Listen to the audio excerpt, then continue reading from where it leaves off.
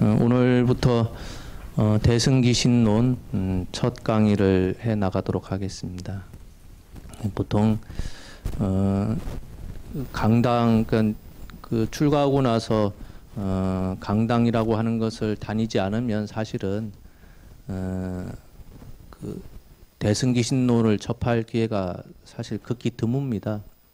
내용 자체가 기본적인 불교에 대한 지식을 갖지 않고서는 사실 이해하기가 힘들고, 또 내용이 방대하지 않고 좀 간추려져 있다 보니까 그 접근하기가 참 힘들죠. 보통 그 부처님 가르친 불교라고 하는 것은 가장 밑바탕의 믿음을 전제로 시작되는 겁니다. 모든 그 공부의 체계가 믿음과 이해와 실천과 증득 그 네 단계로 이루어져 있는데, 가장 첫 번에 믿음을 두고 있죠. 그러니까 믿음을 전제로 해서 확실한 이해가 필요하고, 그 이해를 바탕으로 해서 실천 수행을 하면 언젠가 스스로 증득하게 된다, 깨달음을 얻게 된다라는 게 불교에서 얘기하는 기본적인 공부의 순서죠, 체계죠. 근데 부처님께서 사실은 이론을 확립해서 45년 동안 그렇게 많은 말씀을 하신 것이 아니라 그때그때의 상황에 맞게 중생들이 필요로 하는 말들을 해왔어요. 그것을 엮은 게 이제 경전이라는 이름으로 저희들한테 전해지고 있는데, 그러다 보니까 사실은 그 뭐 학문적인 접근 하에서 이론이 사실은 정립되어 있지가 않죠. 후대에 와서 제자들이 부처님이 하신 말씀을 이렇게 되짚어 보면서 이론적인 체계를 확립하기 시작합니다. 그것을 논이라고 그래요. 그러니까 경전과 논서는 사실은 다른 거죠. 경전은 이제 부처님이 하신 말씀을 그대로 옮겨 적은 거고, 논서라고 하는 것은 그렇게 부처님께서 많은 말씀 하신 것을 약간 체계적으로 확립을 시킨 게 논서라고 할 수 있습니다. 인도에서 그 불교가 발생한 이후로 벌써 부처님 인멸하신 지가 2568년, 그렇게 기간이 꽤 오래됐죠.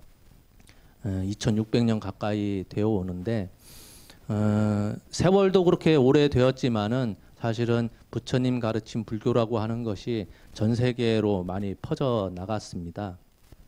근데 인도에서 불교가 발생했다고는 하지만 사실은 인도에서는 불교가 다시 사실은 사라졌습니다. 사라졌다가 이제 근래에 들어와서 한국에서 그 한국 스님들이 인도에 가서 사찰을 짓거나, 또는 뭐 일본에서도 사찰을 짓고 그렇게 해요. 그래서 이제 조금씩 인도 안에서도 불교라는 것이 조금씩 발생하고 있는데, 그 솔직한 말씀으로 인도에서는 사실은 불교가 사라졌다가 근 한 20년 안에 조금씩 발생하고 있다, 그렇게 보시면 됩니다.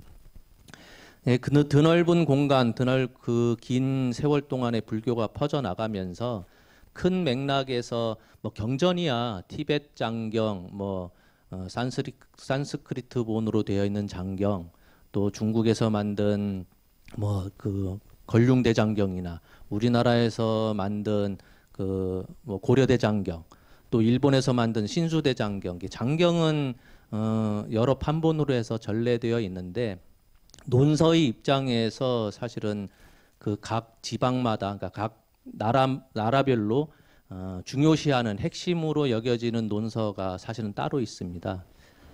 북방의 부파불교에 전해졌던 대표적인 논서는 아비달마 구사롤이라는 게 있어요. 그러니까 우리의 의식 체계를 아주 쉽게 설명을 해놓은 건데, 말이 쉽게 설명해 놓은 거지 읽어보면 저도 이해하기 힘든 그런 내용이죠. 그럼 그 다음에 남방으로 전해진 상자부를 대표로 하는 논서는 청정도론입니다. 청정도론을 그 서점에서 보시면 청정도론이라고 해서 번역된 게 책이 있어요. 그 세 권으로 이루어져 있는데 꽤 두껍습니다. 근데 그 번역된 책이 제 기억이 맞다면은 꽤 오래전에 번역됐어요. 한 15년 됐을 것 같아요. 근데 그게 왜 중요하냐면은 남방불교, 여러분들 윗바사나라는 말 많이 들어보셨죠? 남방불교에서의 모든 가르침의 근간은 청정도론을 기반으로 합니다. 그러니까 스승이라고 해서 당신이 제자를 위해서 아무 이야기나 하는 게 아니라 청정도론을 기반으로 해서 그 내용을 벗어나지가 않아요. 그러니까 누구나 모든 수행 체계를 청정도론이라고 하는 책만 보면 공부를 이렇게 해 나가면 어느 순간에 이러한 그 장애가 오고 그 장애는 어떤 식으로 공부하면은 이겨나갈 수 있겠구나라는 것을 다 적어놨어요. 그게 청정도론입니다. 티베트에서의 핵심적인 논서는 보리도 등론과 보리도 차제 광론이라는 게 있어요. 그러니까 우리는 그냥 쉽게 보리도 차제론 그렇게 얘기를 합니다. 그것도 사실은 우리나라에서는 초반에 그렇게 유행하지 않다가 제 기억이 맞다면은 근 한 10년 안에 보리도 차제론이라고 하는 강의를 여러 스님들이 개설을 해서 가르치고 있어요. 굉장히 쉽게 되어 있습니다. 왜 우리가 발심을 하게 되는지, 또 우리가 왜 처음에 그 삼기의 항상 그 계를 받을 때 삼기 계를 먼저 받는데 왜 삼기가 필요한지, 진정한 삼기가 무엇인지 아주 쉬운 설명부터 해 나가기 때문에 그것도 번역되어 있는 책이 많이 있는 걸로 알고 있습니다. 그래서 사서 읽어보시면 고개가 끄덕일 정도로 이해하기가 참 쉽게 되어 있습니다. 그리고 중국, 한국, 일본의 그 동아시아 쪽에서 핵심적인 논소로 바라보는 책이 이 대승기신론입니다. 그러니까 북방에서의 아비달마 구사론, 남방에서의 청정도론, 티베트에서의 보리도 차제론, 그 다음에 중국, 한국, 일본, 동아시아 쪽에서의 대승기신론, 그렇게 대표적인 논서라고 할 수 있죠.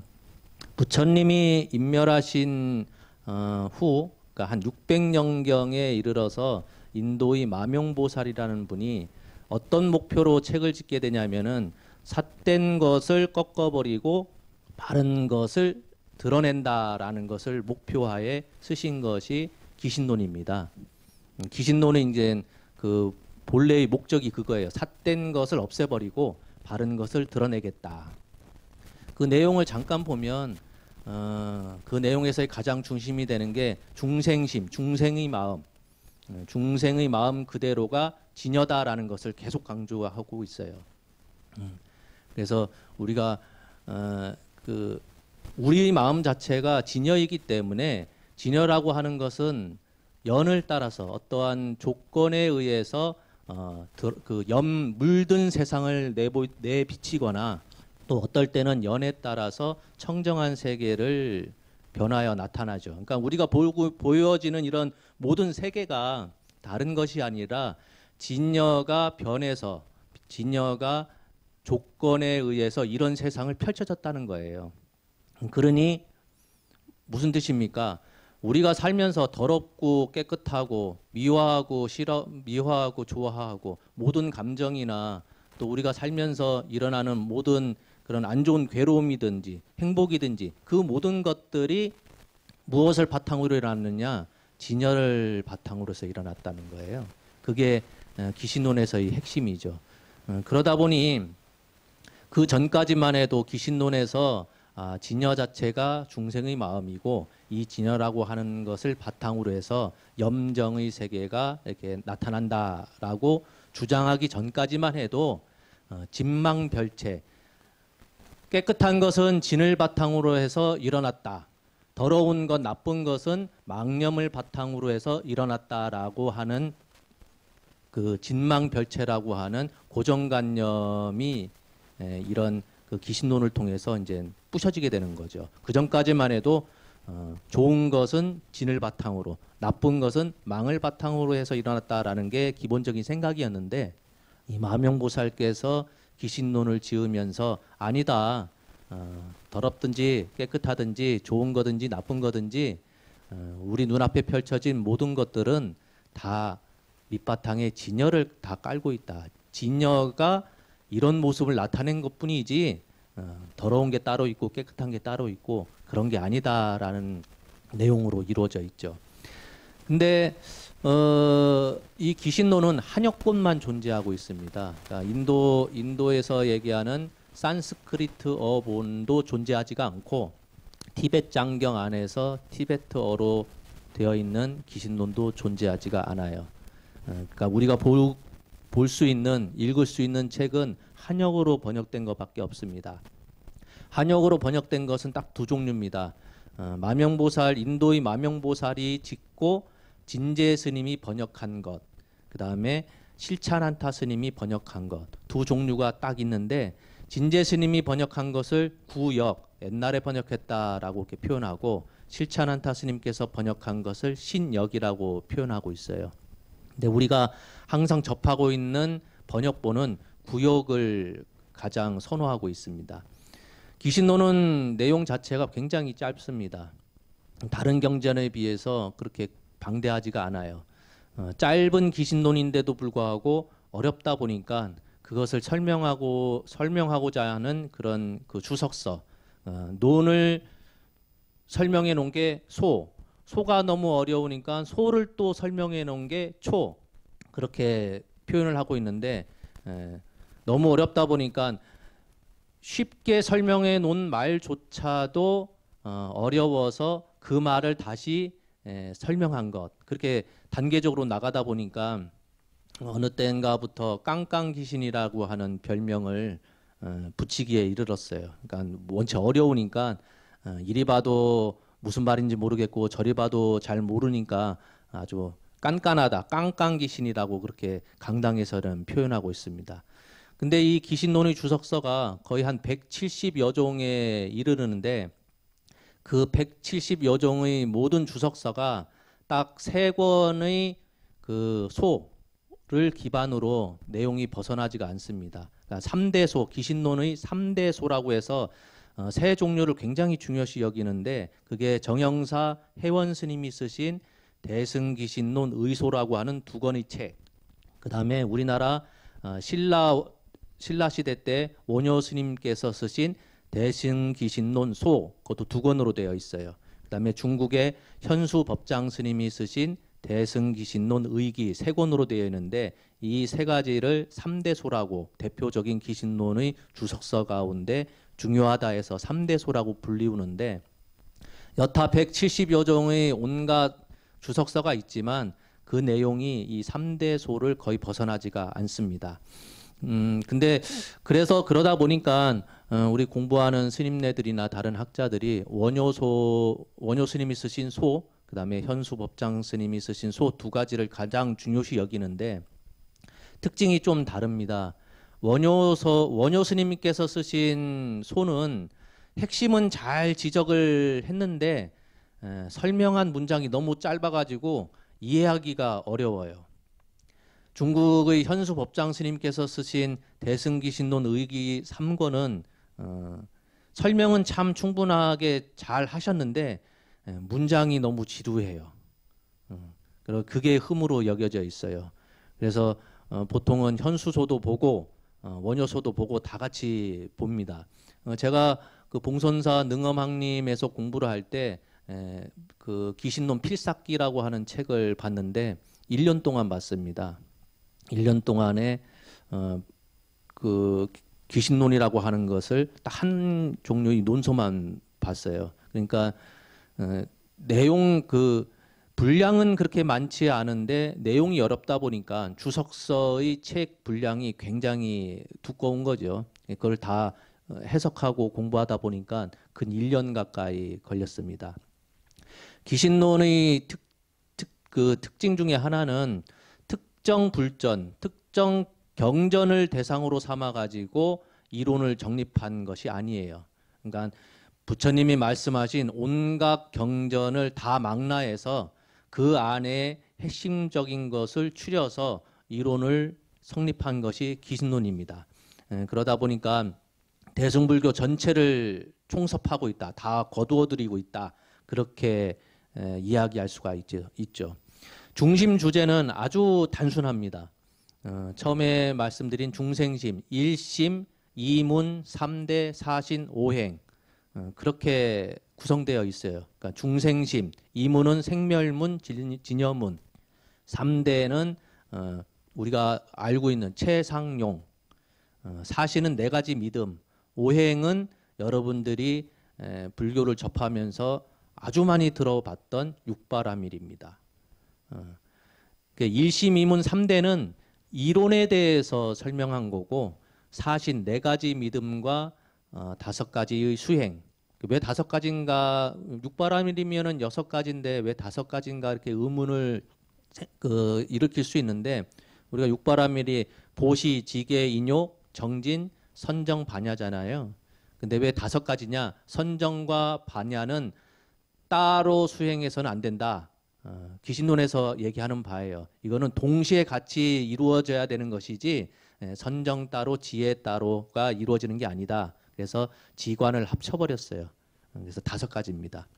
그래서 일심, 이문, 삼대는 이론에 대한 설명이고 사신과 오행은 실천을 강조한 부분으로 되어 있어요.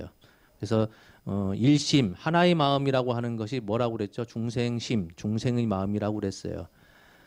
믿음을 일심이라고 하는 것은 믿음의 바탕이 되고 이해의 주체가 되고 수행으로 나아가야 할 대상이 되죠. 그 다음에 증득해야 할 대상이기도 합니다.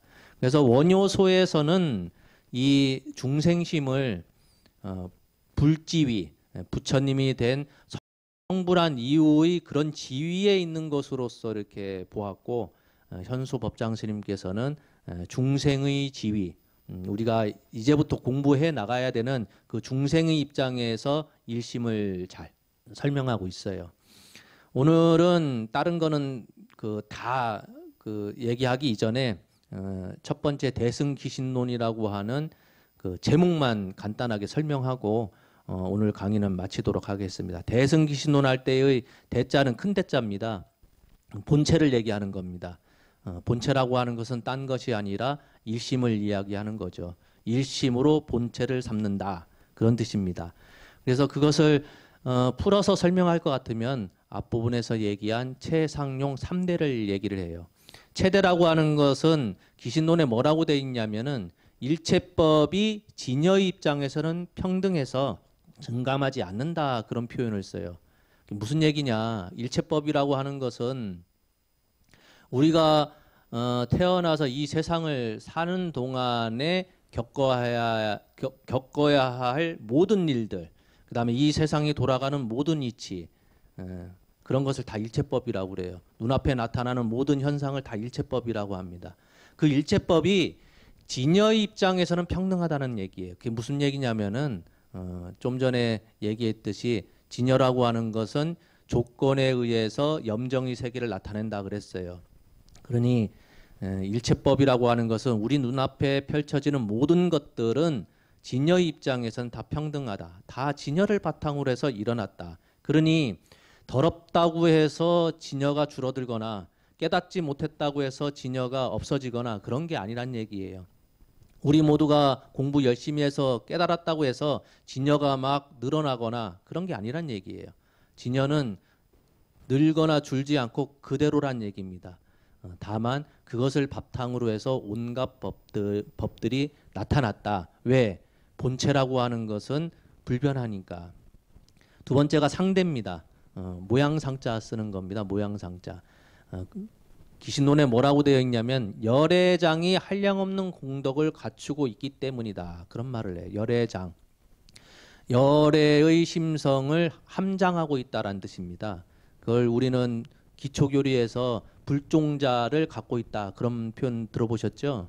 그게 무슨 뜻이냐면은 지금 당장에 우리는 깨닫지 못해서 어리석어 가지고 중생의 모습으로서 항상 번뇌에 휩싸이고 있지만은 우리가 내 안에 항상 부처가 될 수 있는 씨앗인 불종자를 갖고 있기 때문에 내가 공부 열심히만 하면 그 불종자가 싹을 틔워서 언젠가 나도 부처님의 지위에 오를 수 있다. 그런 논리로 설명하고 있는데 여기서 말하는 불종자, 불종자를 내가 갖고 있기 때문에 함장하고 있다라는 뜻에서 열애장이라는 표현을 써요. 언제고 내가 공부만 하면 부처의 지위에 오를 수 있기 때문에 열애가 될 수 있는 씨앗을 함장하고 있다라는 뜻에서 열애장이라는 표현을 쓰는 거예요. 그러니 이 열애장이라고 하는 것은 한량없는 공덕을 갖추고 있다고 그래요. 내가 언제든지 마음만 먹으면, 내가 언제든지 공부해서 깨닫기만 하면 내가 원하는 바 모든 것들을 다 이뤄낼 수 있는 공능이 있다는 뜻이죠. 그래서 그걸 상대에 표현합니다. 세 번째가 용대입니다. 용. 작용이 크다는 뜻이에요. 일체 세간과 출세간의 선인과를 내기 때문이다라는 표현을 쓰는데, 선인과, 이과라고 하는 것은 사실은 착할 선자를, 선인과 착할 선자를 쓰고 있는데 여기서는 착하다는 뜻이 아니에요. 훌륭히 인과를 표현하고 있다는 뜻입니다. 착할 선자 한문을 찾아보면 훌륭하다, 잘하다라는 뜻이 있어요. 인과라고 하는 것은 내가 심은 대로 다 결과를 거두어 들이는 거죠. 뿌린 대로 거둔다. 내가 좋은 거 심었는데 나쁜 게 나오는 게 아니라, 내가 나쁜 거를 심었는데 좋은 게 나오는 게 아니라 내가 뿌린 대로 거두기 때문에, 이거는 우리가 살고 있는 이 세상 안에서 또 이 세상을 벗어나 가지고 천상의 세계든지 깨달음의 세계든지 변치 않고 내가 심은 대로 거둔다는 거예요. 그러니까 용대라고 하는 것은 작용인데, 어떤 작용이 있느냐? 정직하다는 겁니다. 공정하다는 거예요. 우리 사회에서 맨날 정직과 공정을 자꾸 얘기하면서 우리가 정치인들에 대해서 실망을 하는 게, 입으로만 공정을 얘기하면서 본인들은 공정하지 않아 가지고 그것을 우리가 많이 비난하잖아요. 근데 우리가 살고 있는 진열을 바탕으로 하고는 이 세상은 공정하다는 거예요. 우리가 살고 있는 이 세간의 그 현실 세계에서도 심은 대로 거두기 때문에, 출세간, 공부를 통해서 저 깨달음의 세계에 설사 나아가더라도 뿌린 대로 거두기 때문에, 그건 변치 않기 때문에, 그래서 작용이 크다라는 표현에서 대자를 쓴 겁니다. 그 다음에 승이라고 하는 것은 탈 거예요. 우리가 타는 게 뭐 많죠. 운반의 수단을 다 승입니다. 승. 근본 목적을 얘기하는 겁니다. 근본 목적이 뭐냐? 운반의 목적이에요.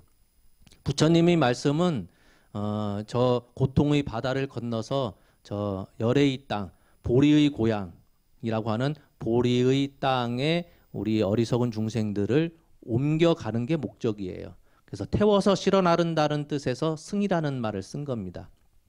그래서 기신론 안에서도 뭐라고 얘기하냐면은 이 일심법, 대법에 의지해서 대법을 타고서 과거, 현재, 미래의 모든 부처님이 이 대법을 타고서 열애의 지위를 얻었다라는 표현을 써요.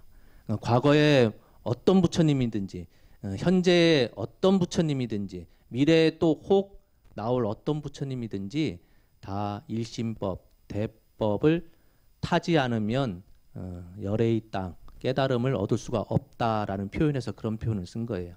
그래서 일체 보살님도 일심법을 타고서 열애지에 이르기 때문에 왜 제목에 승자를 붙였냐? 그 이유가 거기 있다는 겁니다. 부처님 가르침을 타지 않고서는, 의지하지 않고서는 우리가 깨달음을 얻을 수 없기 때문에 대승기신론의 제목에서 승자를 표현했다는 겁니다. 세 번째는 기신입니다. 믿음을 일으킨다. 어떤 믿음을 일으키냐? 대승에 대한 믿음을 일으킨다는 말이에요. 그러니까 작용을 얘기하죠. 기신에서는 의심과 집착을 부수어서 바른 신심을 내게 하기 때문에 기신이라는 말을 쓴 거예요. 믿음을 일으킨다라는 말을 쓴 거죠. 믿음은 선의 근원이고 만행의 시초가 된다. 보통 그 경전에서도 많이 쓰는 인용 구문입니다. 믿음은 선의 근원이고, 선의 뿌리고 만행의 시초가 된다. 온갖 수행에서 믿음 없이 수행하는 것은 안고 없는 찐빵과 같은 거예요. 그래서 모든 선행의 근본 바탕이 믿음에서부터 시작된다라는 것을 경전에서 많이 강조하고 있습니다. 그래서 화엄경에 보면 뭐라고 되어 있냐? 믿음은 도의 근원이며 공덕의 어머니가 된다. 일체 모든 선법을 장양하고, 그러니까 그 일으켜서 계속 그 늘어나게 한다는 뜻이겠죠. 장양하며 의심의 그물을 끊어 없애고 애욕의 강을 벗어나 열반무상도를 열어 보인다. 뭐가? 믿음이. 믿음이 있어야 도를 깨달을 수 있고 공덕을 그 보면은 상대에서 열애장에 한량없는 공덕이 있다고 했는데 공덕이 있는 이유는 그 다 믿음을 바탕으로 해서 일어났다는 거예요. 그러니 믿음이 가장 중요하죠. 네 번째가 논입니다. 논. 왜 논이라고 표현했느냐? 가르침이기 때문에 그렇다는 거예요. 가르침. 가르칠 교자. 어리석음을 가르쳐서 지혜를 이루게 하고 범부를 가르쳐서 성인이 되게 하기 때문에 이 논이라는 표현을 썼다는 겁니다. 그래서 대승, 기신, 논. 제목을 이렇게 붙인 이유가 지금 잠깐 설명했듯이 이런 뜻을 다 바탕으로 해서 이렇게 제목을 붙였다는 거예요. 다른 제목 붙인 게 아니라. 그래서 보통 우리가 항상 그 표현하는 말이 어떤 분이 설명하기를 그 확실한 이해가 있어야 믿음이 일어난다라고 표현하는 분들이 있어요.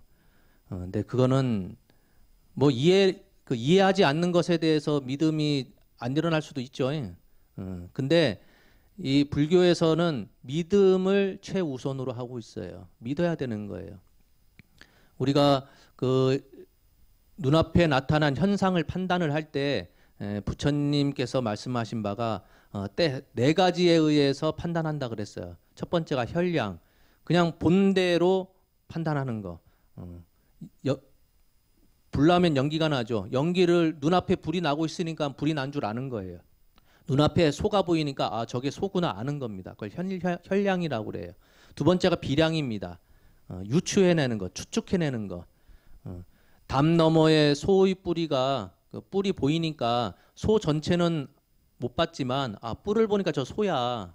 아 저 담 너머에 소가 있구나라고 유추해 가지고 판단하는 거. 산 너머에 직접 불은 보지 못했지만 연기가 피어오르니까 아 저쪽 산 너머에 불이 났는가 보다라고 아는 거. 그걸 비량이라고 그래요. 세 번째가 사량입니다. 잘못된 판단을 내리는 거. 소를 보고서 소가 아니래. 소 보고선 저건 양이다라고 생각하는 거. 연기 봤는데 아 저건 불이 나가지고 연기가 나는데 아 누가 밥 짓고 있는가 보다 그렇게 잘못 판단하는 거. 그걸 비량이라고 그래요. 네 번째가 성언량입니다. 성언량은 뭐 딴 게 아니라 부처님이 말씀하셨으니까 성인께서 말씀하셨으니까 믿는 거예요. 여러분들 저 극락세계 뭐 칠보로 된 그 극락세계가 칠보로 된 아주 훌륭한 보석으로 다 이루어졌다는데 여러분들 보셨어요? 안 봤는데 부처님께서 말씀하셨으니까 믿는 거예요. 아 극락세계에는 뭐 만원이 적진준이 해서 7가지 보석으로 이루어져 있구나. 부처님께서 말씀하셨기 때문에 그대로 믿는 겁니다. 아 아미타불 부처님께서 계신 서방정토에는 그래 칠보로 다 이루어졌는가 보다. 믿는 거예요. 왜? 부처님이 말씀하셨으니까. 그래서 맨 처음에 신의 행증이라는 말을 쓰면서 믿음을 바탕으로 해서 확실한 이해를 통해서 우리가 실천 수행을 해 나가면 언젠가 깨달음을 얻을 수 있다 하면서 믿음을 가장 첫 번째로 둔 이유가 거기에 있는 겁니다. 우리가 그 공부하면서 보면 이해하지 않고서 그냥 넘어가는 것은 내게 안 된다라고 이렇게 우리는 항상 배워왔죠. 근데 불교에서의 가르침은 그게 아니라 일단 믿어야 되는 거예요. 전에도 한번 그 강의 내용 중에 그런 말을 했습니다. 그 학문적인 접근하에 이론을 통해서 판단 내리는 것은 사실은 가피가 없다고 그랬어요. 가피라고 하는 것은 믿음을 바탕으로 공부했을 때 가피가 있는 것이지 내가 먼저 부처님이 하신 말씀이 실제로 이루어지는지 안 이루어지는지 어떤 방식에 의해서 부처님이 말씀하신 게 현실 세계에 나타나는지 이해를 해야 되겠어. 논리적으로 내가 다 따져봐야 되겠어. 그렇게 해서는 가피가 일어나지 않는다는 거예요. 여러분들 3000배 하면은 뭐가 달라지겠습니까? 달라지는 게 없다라고 얘기하면 그거는 학문적으로 접근하는 거예요. 근데 해보고 나서 무엇이 달라졌습니까 하면 말은 표현을 못하겠지만 내 안에서 뭔가 달라지는 게 있거든요. 예. 그거는 말로 표현할 수가 없는 거예요. 내가 뭐 그런 것뿐만이 아니라 오늘 아침에 만나는 커피 한 잔을 마셨는데 그 만나는 커피에 대해서 제가 아무리 여러분들한테 이 커피 맛이 어떻고 저떻고 해서 1시간, 2시간, 서너 시간을 아무리 설명한다 하더라도 제가 느꼈던 그 느낌을 온전히 전해줄 수는 없는 거죠. 그런 거랑 똑같은 거예요. 저도 절 많이 해봤고 저보다 더 많이 한 분들도 많이 계실 텐데 절하고 나면 뭐가 좋습니까? 했을 때 선뜻 제가 얘기한다고 해서 상대방이 이해할 수가 없죠. 이 가피라고 하는 것은 본인만 아는 거예요. 본인만. 내가 공부했기 때문에 나만 아는 거예요. 나만. 그래서 우스갯소리로 그런 말을 합니다. 스님들 사이에서도 내가 깨달았는지 안 깨달았는지는 사실은 스승한테 물어볼 필요도 없어요. 본인 스스로가 알아요. 근데 지금 저 여기도 그 기도 스님도 계시고 총무 스님도 계신데 기도 스님이랑 총무 스님 도반 중에 한 분이 미국에서 이렇게 공부하고 계신 분이 있대요. 근데 말은 공부인데 그 스님들 표현에 의하면 노예 생활을 하고 있다는 거예요. 무슨 말이에요 했더니 거기 어느 한 단체에서 이 스님이 자꾸 한국으로 이제 귀국하려고 그러면은 자꾸 막는다는 거예요. 깨달음을 얻은 아라한이 어디 가냐고 지위를 막 부여를 한다는 겁니다. 그래서 자기 도반은 아라한과에 올랐대요. 아라한과에 올랐는데 많이 힘든가 봐요. 공부돼서 깨달음을 얻었으면 힘들지 말아야 되는데 왜 힘들까? 그러니 깨달음이라고 하는 것은 딴 사람한테 물을 필요가 없어요. 내가 깨달았다 할 것 같으면 하루 생활을 곰곰이 이렇게 생각하면서 내가 항상 행복해야 돼요. 근데 조금이라도 힘든 게 있고 괴롭고 그러면 근심 걱정이 있으면 깨달은 게 아니에요. 그러니 누구나 가피를 입었니 안 입었니는 옆에 사람이 알려주는 게 아니고 스님이 알려주는 게 아니라 내 스스로 부처님 공부하면서 아 내가 공부 열심히 하니 이런 가피가 있구나라는 건 본인 스스로 하는 겁니다. 그걸 누구한테 자랑할 필요도 없겠죠. 그래서 오늘은 대승기신론 제목에 대해서 간단하게 설명을 했습니다. 실제로 그 주석서를 보면 이 대승기신론 제목을 설명한 부분이 수십 장에 걸쳐서 설명하고 있어요.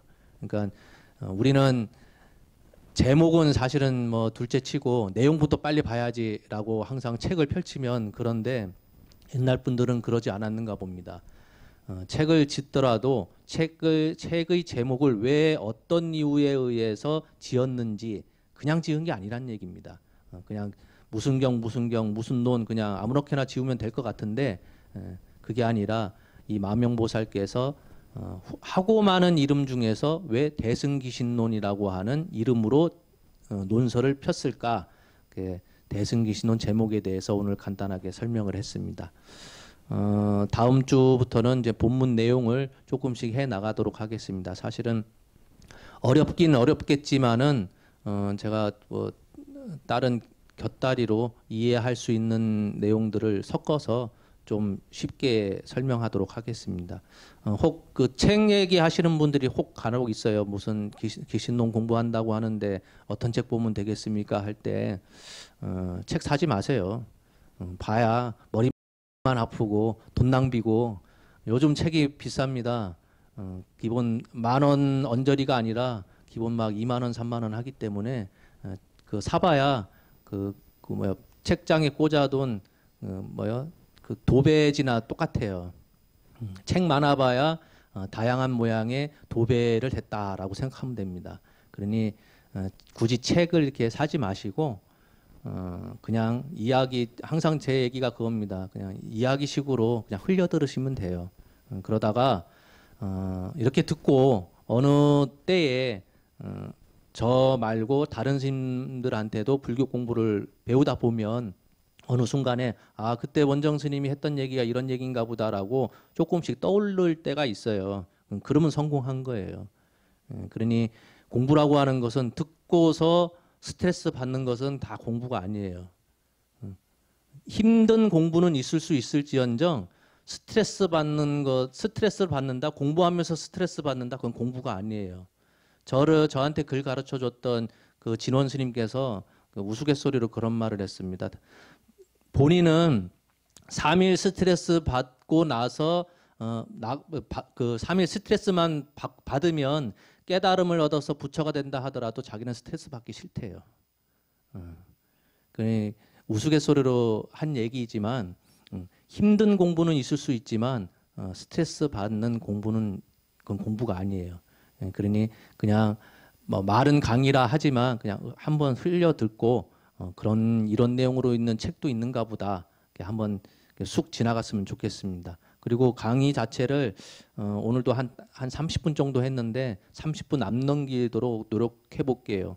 모든 강의는 사실은 15분, 20분 넘어가면 다 꽝입니다. 그렇죠? 지루해요. 그러니까 웬만하면은 20분에서 30분 안에 마치도록 하겠습니다. 고생하셨습니다. 그리고 오늘 그 곁다리로 당진시에서 문화회관에서 그 제등행렬 연등회가 있습니다. 그래서 2시 반에 당진 문화회관에서 공연을도 하고 법회도 보고 그 이후에 제등행렬도 있는데 혹 시간 되시는 분들은 참석해 주시면 감사하겠습니다. 마치겠습니다.